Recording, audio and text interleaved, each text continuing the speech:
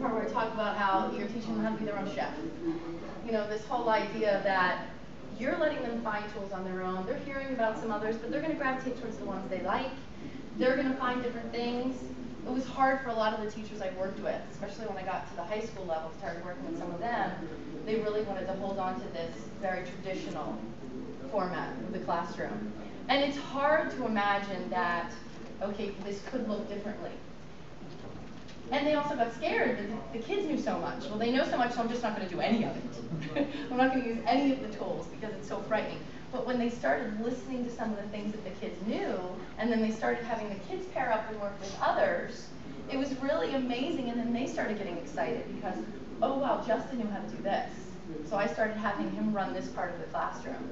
And it was a scary thing, but just those little bits of things really helped them. And so I would bring the middle school teachers over to the high school, and I would have them sit and talk to them. And that was really good because it wasn't me, this person standing up in front of the room. I was like, you know what, you should talk to the other teachers. So they would have cross-articulation meetings where they would talk about, okay, what does this look like in math? What does this look like in Spanish? How are you using this? Because this grant was a one-to-one, so the kids all had their little laptops with them, their netbooks. And that was really overwhelming for them. You know, it started in 6th grade. The following year, 7th and 8th had it. And next year, the 9th grade teachers are going to have these. And they were very concerned, scared. How is this going to look? These kids are going to be on them all the time. They would have questions about classroom management.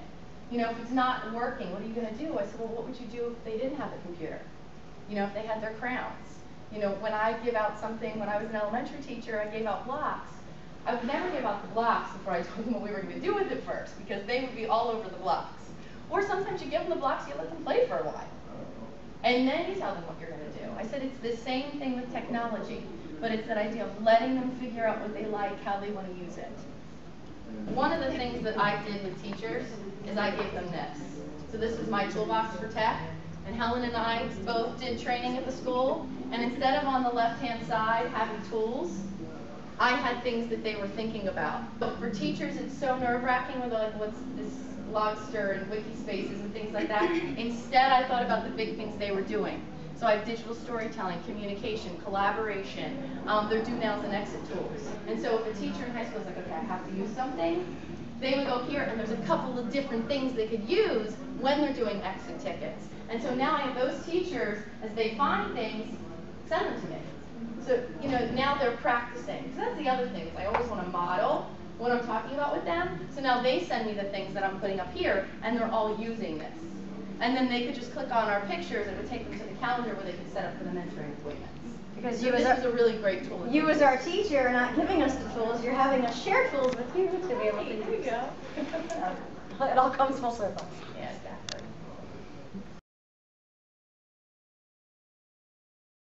So I want to leave the last 10 minutes or so, 5 minutes for questions. If any of you have methods or things that you're using in your classroom that are similar, that might help others, I kind of would like to share some of the information. This is our contact information up here if you'd like to copy any of that down.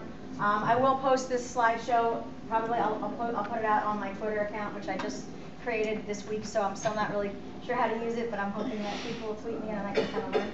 But I will be available to you. And then just, you may already know about this, but so it happens before the session, Aaron, I can't remember his last name, gave a session on flip or not flip, and he talked exactly that last point. He says you should do your own, and he gives a whole bunch of tips on how to do it.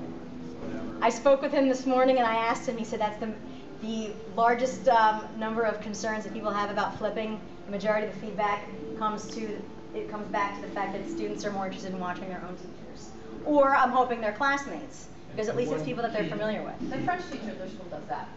So she records all her lessons with the vocabulary like you were talking about. I mean, that's time consuming. So if you get it to the point where you start having kids do it for the next year, it would be great.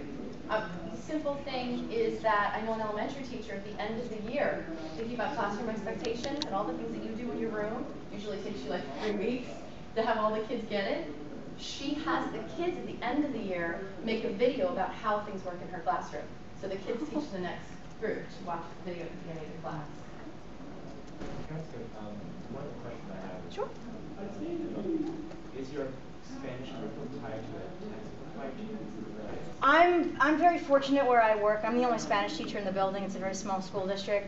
The high school teaches the Spanish 1 curriculum, and through 7th and 8th grade, the students are also covering the same material from Spanish 1 curriculum. What I've done is I've taken the key points and the key things from the textbook, and I've just kind of rewritten the lessons. I did use that as a guide in the beginning when I started teaching, because there were key vocabulary terms and there were key grammar points that they were expected to know. But I did move pretty much completely away from the textbook just because I didn't like it. Do you have multiple language being offered in your school? Yes, my school, 7th graders do a survey program. They take 30 days of each of the languages that we offer in our building, which is Spanish, French, and Mandarin. At the end of their 7th grade year, based on their experiences in all 3 languages, they select the language they're most interested in learning for their 8th grade year. So the students are then given the full 8th grade year to complete the level 1 of that curriculum.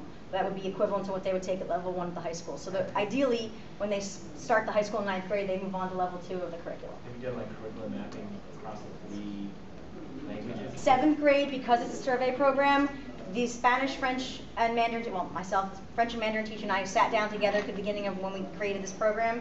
We came up with grading systems, so it's the same in all of the languages, 20% participation, 15% classwork, and we also made a list of topics that we were going to cover, and we kind of follow that all together at the same time, because especially in the introduction to a language, they do kind of follow the same patterns, you know, the alphabet, basic readings and introductions, calendar, family, things like that. And we sat down to make sure that we're equivalent across the board. So what's 8th grade like that? 8th grade is just kind of an additional vocabulary and grammar. It does change significantly in 8th grade just because of the way it's taught at the high school. Like the 2nd level of Mandarin covers different topics than Spanish does. French covers different things than Mandarin does, and I cover different things. So 7th grade, we keep it pretty on the same level because the students take all of them that year. And then as 8th grade, I mean, they know the expectations. The grammar is going to get significantly harder, and they're going to be expected to speak more and use the language more. You're every other day, aren't you? Every other day, yes, that's another. Every other day in 8th and in 7th.